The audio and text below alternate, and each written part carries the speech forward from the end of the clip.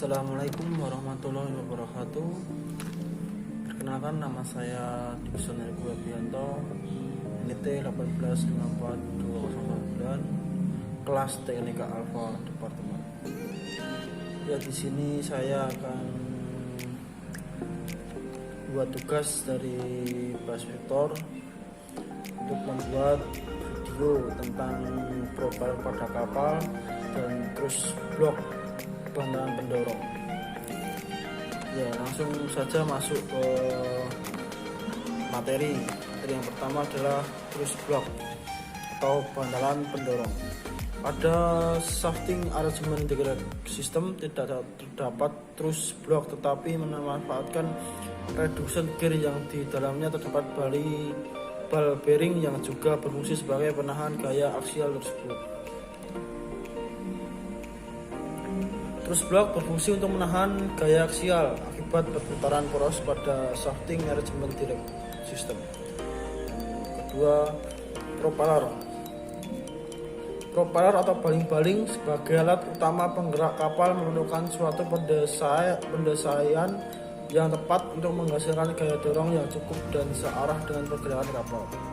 Tipe suatu kapal sangat berpengaruh terhadap pendesain propeller, karena untuk beberapa tipe kapal menggunakan desain propeller yang khusus, antara lain kapal penumpang, kapal tunda, kapal feri, dan lain-lain.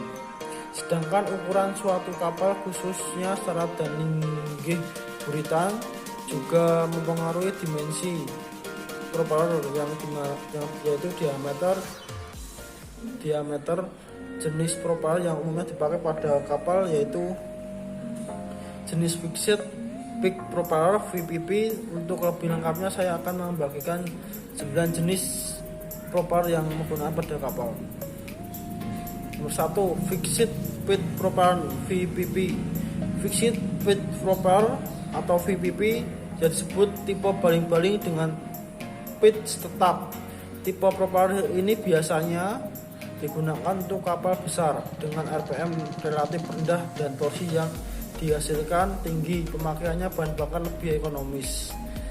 Noise atau getaran minimal dan kavitas minimal.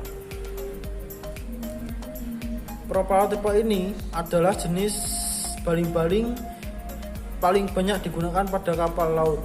VPP menghasilkan gaya dorong melalui gaya lift yang dihasilkan oleh blade baling-baling. Bagian blade propeller yaitu digunakan mirip dengan arrival yang bekerja pada beberapa sudut aliran fluida. 2. Controllable Pitch Propeller (CPP).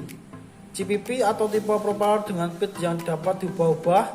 Propeller ini merupakan baling-baling kapal dengan langkah daun propeller yang dapat diubah-ubah sesuai dengan kebutuhan. Misalnya untuk RPM rendah biasa digunakan pitch yang besar, dan RPM tinggi digunakan pitch yang rendah. Baling-baling CPP juga efektif digunakan bila kapal manuver serta gerak mundur dengan hanya mengubah putaran atau mengubah arah pitch baling-baling pada putaran konstan. Hal ini secara signifikan dapat mengurangi waktu yang dibutuhkan untuk mengubah arah dorong kapal serta dapat menciptakan pemakaian bahan bakar seefektif mungkin. 3.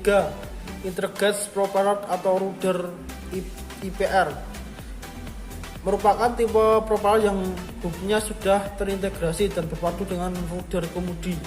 Ini adalah pengembangan terbaru dari propulsi kapal.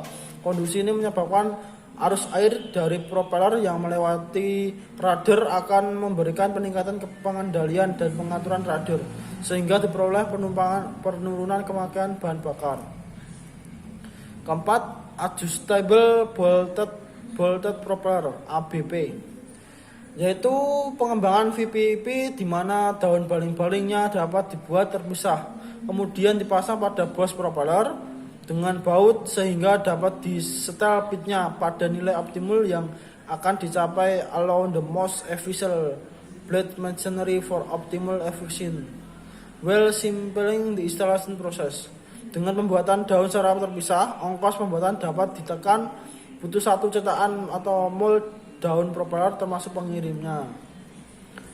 Kelima, azimuth thruster.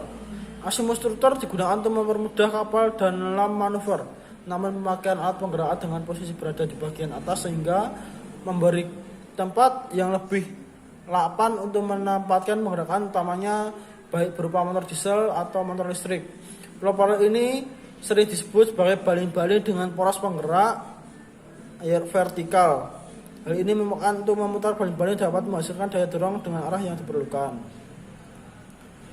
Keenam, electrical pons. Penggunaan propulsi motor listrik mulai dari 5 sampai 25 watt menggantikan penggunaan propeller dengan poros dan radar konvensional. Teknologi pod memungkinkan untuk menerapkan propeller pada aliran air yang optimal. Hydrodynamic option pod propeller diadopsi dari azimuth propeller dengan menempatkan elektromotor dalam pod di luar badan kapal. Ketujuh, tunnel thruster. Propeller yang ditempatkan di dalam terowong ini biasanya digunakan untuk tujuan sebagai alat bantu manuver, sehingga mempermudah kapal manuver terutama di pelabuhan dengan adanya tabung yang menyelubungi menjadi aliran laminar dan sertaan air yang seringkali membahayakan konstruksi linggi buritan dan pot biminalisi. 8. Water jet. Populasi jenis ini adalah memanfaatkan fluida air untuk mendapatkan gaya dorong kapal. Populasi jenis ini banyak digunakan untuk kapal gerakan tinggi air yang melewati impeller di pesawat dengan menggunakan pompa melewati bagian bawah lambung kapal, selanjutnya meninggalkan kapal dari bagian buritan kapal. 9. Contrarotate.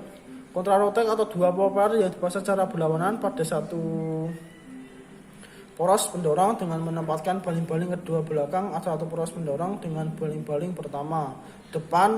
Hal tersebut mendapatkan jumlah keuntungan tambahan, diantaranya adalah baling-baling kedua dapat memulihkan rotasi slipstream yang disebabkan oleh baling-baling pertama.